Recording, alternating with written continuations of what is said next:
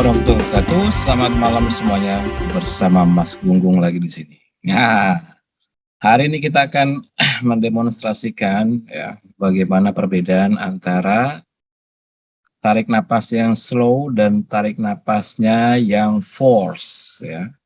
Tarik napasnya slow dan tarik napasnya force. Karena ini sering jadi pertanyaan dan memang penggunaannya disesuaikan. Artinya pada satu momen mungkin saja Anda dapat dengan lancar melakukan force breathing, deep breathing tapi dengan force. Karena ada deep breathing yang slow, ada deep breathing yang force. Dan ini adalah dua hal yang berbeda. Seperti biasa, saya akan share screen dulu. Saya share semuanya saja ya. Oke. Biar kelihatan. Kemudian saya pakai, sebentar ini saya belum share sound-nya. Saya share sound dulu. Oke. Saya akan pakai ritme 55 dulu ya. Ritme 55 dulu yang umum dan paling menjadi ritme wajib di setiap latihan napas ritme ini. Ritme 55 menjadi ritme yang wajib untuk dilatih. Di sini ada banyak versi ritme 55. Katakanlah saya akan ambil yang paling standar saja ya. Misalnya yang ini ya. Kemudian saya konekkan dengan Elite HRV ya.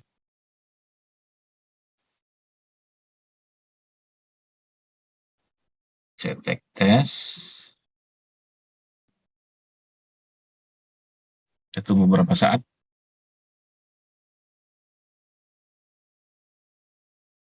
Oke, sudah muncul. Sekarang saya akan play. Ini saya akan pakai ritme yang santai dulu ya. Ini saya taruh di paling awal dulu. Saya start reading. Ini supaya enak. Saya letakkan di sini. Satunya saya geser.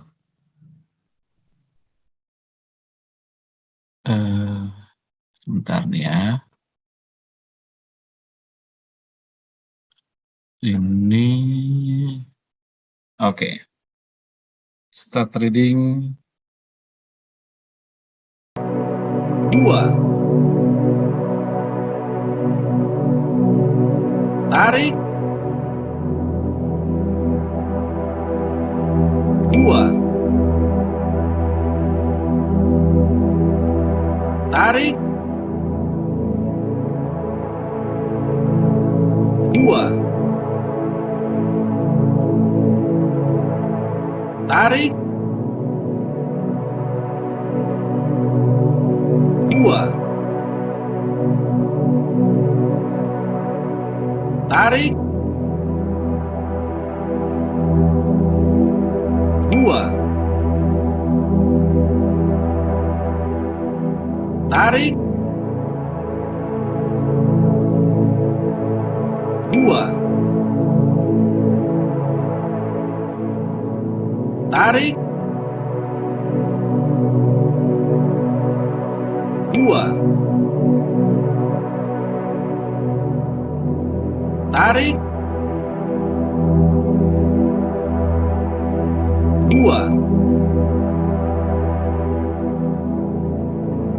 Tarik. 2. Tarik. 2. Tarik. 2. Tarik. 2. Tarik. 2. Tarik. 2. Tarik. 2. Tarik. 2. Tarik. 2. Tarik. 2. Tarik. 2. Tarik.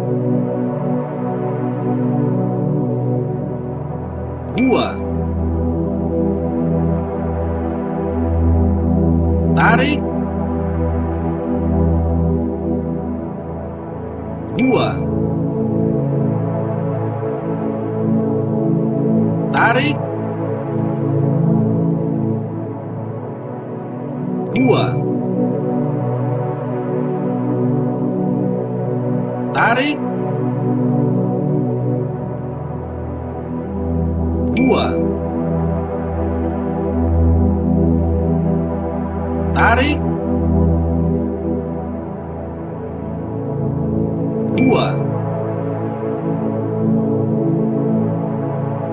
Tarik. 2. Tarik. 2. Tarik. 2.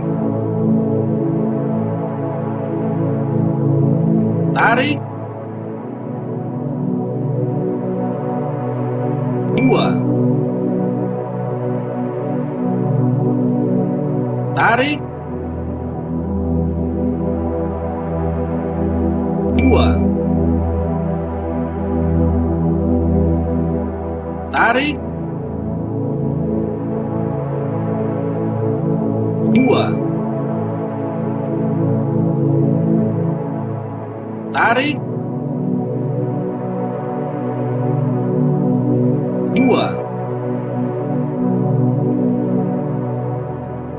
Tarik. 2.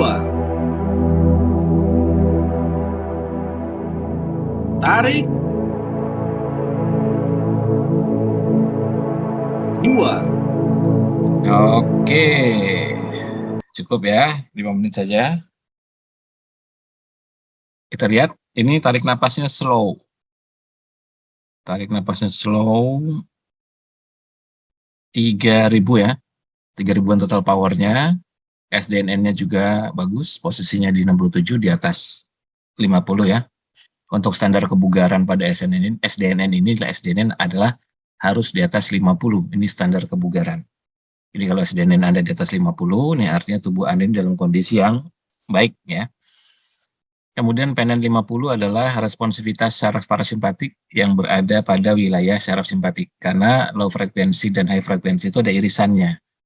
Low frekuensi berada pada 0,04 sampai 0,15 Hz, high frekuensi berada pada 0,15 sampai 0,4 Hz. Jadi irisannya pada 0,15 Hz. PNN 50 ini adalah 0,15 Hz yang berada pada low frekuensi dan high frekuensi yang kecenderungannya akan menjadi parasimpatik nantinya. Oke, ritme 55 memang ritme yang didesain berada pada wilayahnya saraf simpatik, maka dari itu LFHF-nya SAR. Oke, enggak apa-apa. Frekuensi 0,1 Hz juga di sini kelihatan ya. Saya save. Oke, sekarang yang kedua saya akan lakukan lagi, tapi dengan power, deep breathing. Jadi ritme 55-nya bunyi, tarik napas dari hidungnya bertenaga ya, buang napas dari hidungnya juga bertenaga. Ini saya tarik ke bawah dulu, iya, saya start reading, saya mulai ya. Persiapan 3, 2, 1. Tarik.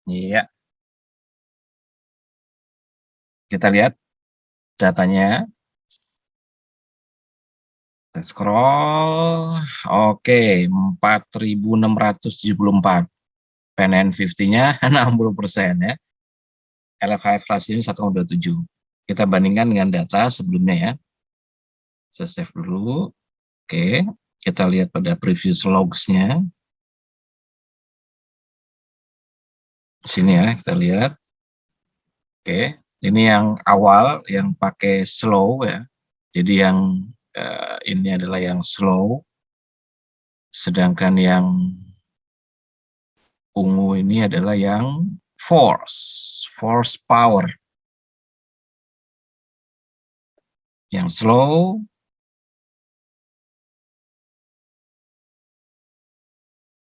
ya sini kelihatan ya. Yang slow powernya adalah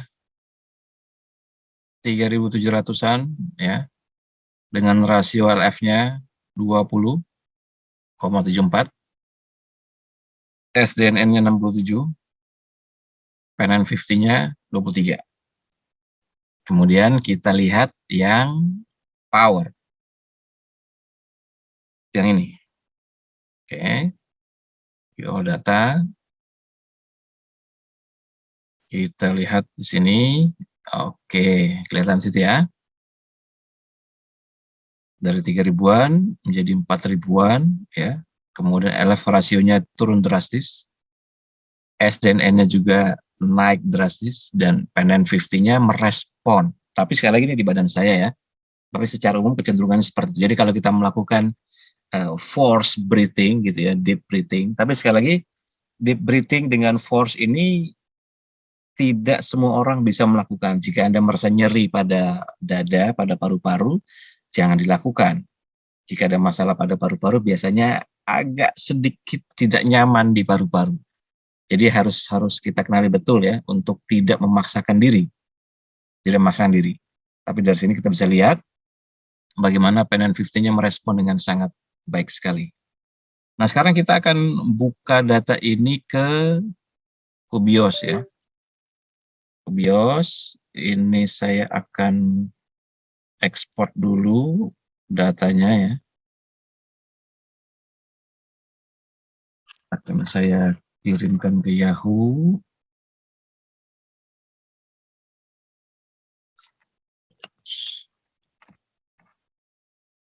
Oh, ini kabelnya kendor. Oke, saya konekin dulu. Iya, saya tunggu beberapa saat ya. Untuk di mirroring.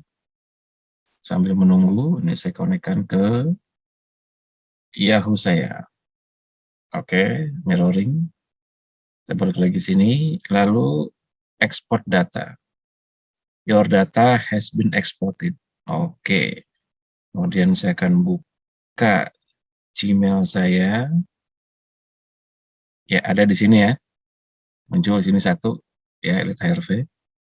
Kemudian saya forward ini ke Yahoo saya. Send. Oke, terkirim ya, send. Ya, sekarang kita akan lihat dari sini untuk kita download dan kita buka pakai Kubios. Ya, kita buka pakai Kubios. Jadi Kubios ini memang di metode pasar itu menjadi standar. Kenapa ini? Coba kita refresh. Kita tunggu beberapa saat. Oke, nah ini masuk ya. Kita cek. Sambil menunggu, saya buka dulu Kubiosnya.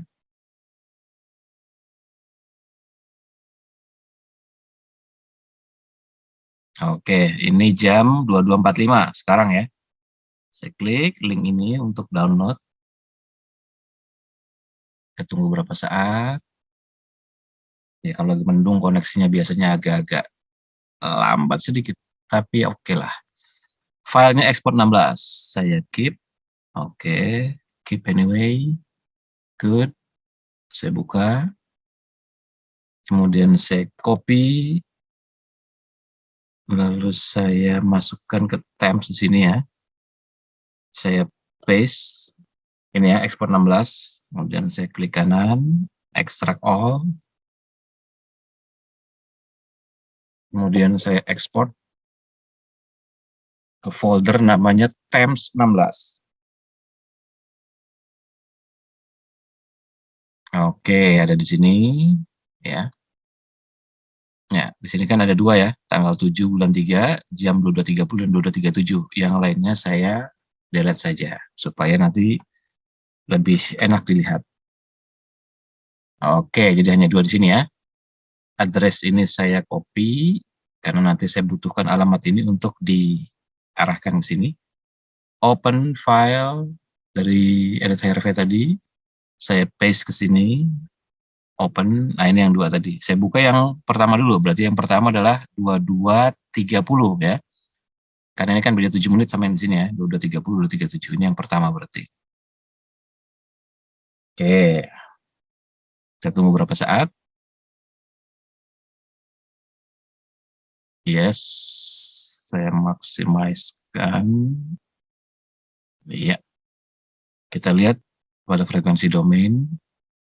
Nah, ini kelihatan sekali ya, bagaimana ritme 55 ini menghasilkan ketepatan pada 0,1 Hz. Jadi apa yang tadi saya lakukan ini benar-benar tepat sekali frekuensinya ya. Kita lihat nyaris tidak ada apa namanya gangguan yang berarti. Jadi amplitudo pada 0,1 Hz ini sangat-sangat jelas sekali, sangat-sangat jelas sekali. Kalau pada video saya yang lama gitu kan, ketika saya mengantuk atau mungkin tidak pas ritmenya, di sini ada banyak frekuensi-frekuensi gangguan sedikit di sini. Nah, ini tidak ada, ini bersih sekali, ini bersih sekali. Oke, sekarang kita akan lihat, saya akan lihat yang kedua, yang pakai power. Ini saya buka pakai Kobios satu lagi. Kita tunggu beberapa saat.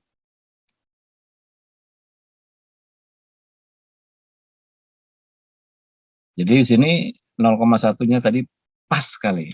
Artinya ritme yang saya lakukan tadi, ya betul-betul pas. 5 detik tarik, 5 detik buang. Oke, kita buka yang 22.37, yang ini ya. Kalau tadi kan 22.30, 22.37. Ini yang pakai power. Deep breathing-nya pakai power. Oke, sekarang kita lihat pada frekuensi domain. Nah, kelihatan ya? Pakai power ini, karena penggunaan power ini, walaupun ini saya akan side by side biar enak lihatnya ya. Nah, walaupun memang amplitudonya tetap terlihat pada 0,1 ya, tapi setiap penggunaan power atau deep breathing ini akan memaksa respon dari parasimpatik. Karena setiap penggunaan power itu berarti penggunaan otot yang lebih banyak. Maka dia akan memancing respon dari parasimpatik. Dia akan memancing respon dari parasimpatik. Maka bisa kita lihat di sini. Ada frekuensi-frekuensi yang bekerja di sini. Ya, itu ya. Ada frekuensi yang bekerja. Tentu saja amplitudo yang terbesar tetap 0,1. Kita lihat sini amplitudo yang terbesarnya tetap berada pada 0,1. Bandingkan dengan yang slow tadi. Yang slow ini kan betul-betul frekuensinya dapat ya 0,1 Hz. Yang ini juga dapat, tapi ada respon pada parasimpatiknya. Karena semua penggunaan deep breathing yang pakai force itu akan melibatkan otot lebih banyak di dalam ini. Akan melibatkan otot lebih banyak dan lebih melelahkan. Maka bagi sebagian orang, apabila kualitas parasimpatiknya tidak bagus, maka dia tidak akan menghasilkan respons yang begini. Ini saya tunjukin lagi ya. Oh ini annotate-nya saya hilangkan dulu. Oke. Dia tidak akan menghasilkan respon yang begini. Nih saya tunjukkan ya. Nah, jadi respon pada PNN 50-60%-nya ini adalah respon yang ini. Ini dia yang biru yang saya kasih warna ungu. Nah, kan ini respon parasimpatik. Respons parasimpatik. Nah, seperti itu. Jadi, parasimpatik saya semakin tinggi responnya di sini, ya, maka akan terlihat. Apakah ini buruk? Enggak, ini menunjukkan bahwa parasimpatik kita adaptif, reaktif, dan responsif. Karena memang itu yang diharapkan.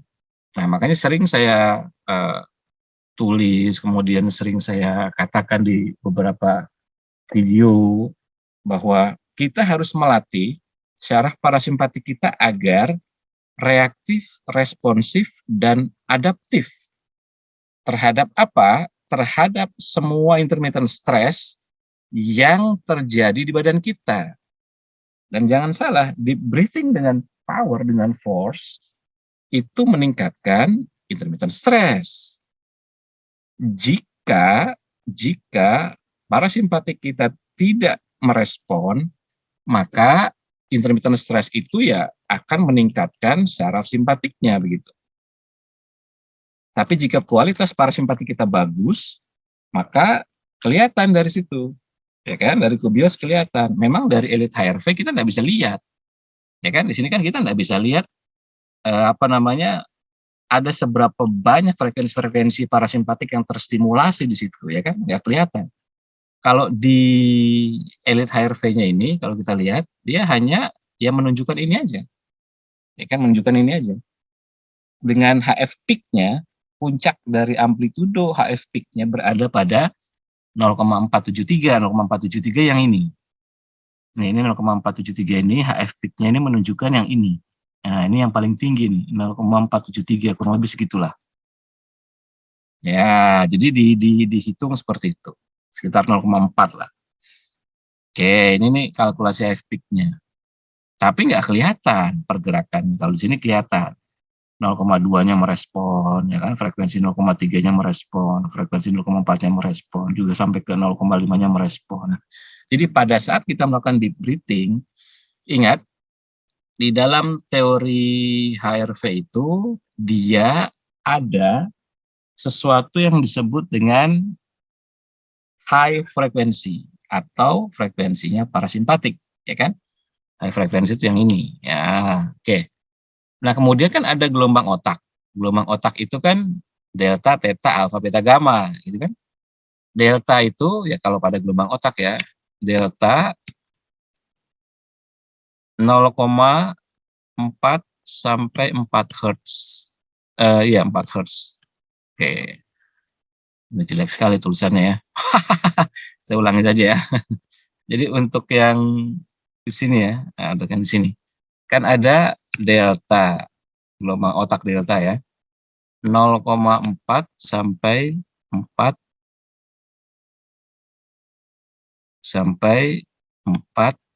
Hz. Nah, kita lihat di sini. Ini kan ada 0,4, 0,5 dan seterusnya, ini sudah pasti nyambung ke sini. Sudah pasti nyambung ke sini. Jadi pada saat kita walaupun menggunakan ritme simpatik yang 55, tapi kita lakukan deep breathing dengan force power, itu sebenarnya frekuensinya nyambung ke otak. Frekuensinya nyambung ke otak. Nah, sini kelihatan jelas di sini, frekuensinya nyambung ke otak. Kalau misalkan pada kubios ini saya ganti ya, yang 0,4 ini saya ganti 0,5, range-nya saya geser ya. Oke, bahkan dia bisa nyampe 0,6 ya, saya geser lagi. Oke, 0,6 masih ada sedikit di sini. Coba saya geser ke 0,7. Ya, sudah habis.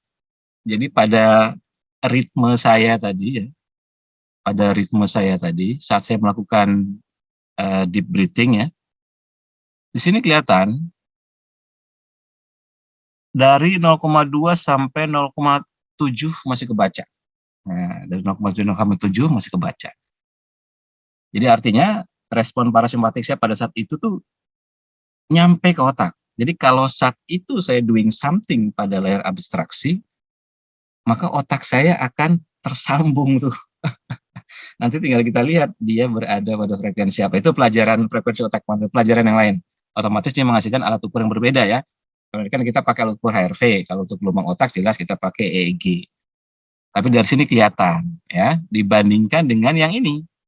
Ya kan? Kalau yang ini kan kita nggak bisa melihat ada frekuensi lain di sini karena bersih sekali kan. Karena bersih sekali. Jadi yang ini ya kan, ini bersih sekali. Jadi kalaupun saya geser frekuensinya tadi, ini kan 0,4 ya, karena normalnya high frekuensi itu 0,15 sampai 0,4. Kalau saya geser menjadi 0,7 ya dia nggak bisa. Kenapa? Karena nggak ada isinya, karena nggak ada datanya. Ini kan flat ya, ini kan flat. Yang di sini kan flat, tuh. Flat semua. Beda dengan yang di sini, yang sebelah kanan ini kan. Ini kan ada isinya kan. Ya kan ada isinya, maka ada frekuensi-frekuensi yang bekerja di situ. Jadi deep breathing itu akan menstimulasi saraf parasimpatik. Namun ada syaratnya. Saraf parasimpatik di badan orang itu cukup kuat dan mampu merespon. Responsif, reaktif, dan adaptif. Nah, itu syaratnya itu. Kalau enggak bagaimana? Ya kalau misalnya dia enggak merespon saraf parasimpatiknya, maka nilai dari PNN 50-nya ini biasanya ya 0, 1 gitu kan. 2 ya kecil sekali, 0, 1, 0, 1 gitu. Seperti itu. Jadi ini yang nanti menjadi target dari latihan napas ritme ini, yaitu menghasilkan parasimpatik yang reaktif, responsif, dan adaptif. Oke, menarik ya.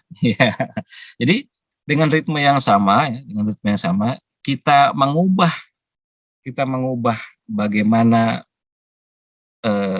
deep dari kedalaman dari napas kita, apakah slow ataukah force, itu akan menghasilkan frekuensi yang berbeda.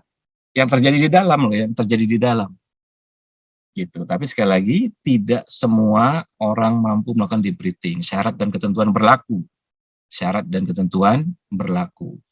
Karena bagi yang bermasalah pada paru-parunya, tentu deep breathing ini tidak mampu dilakukan dengan baik.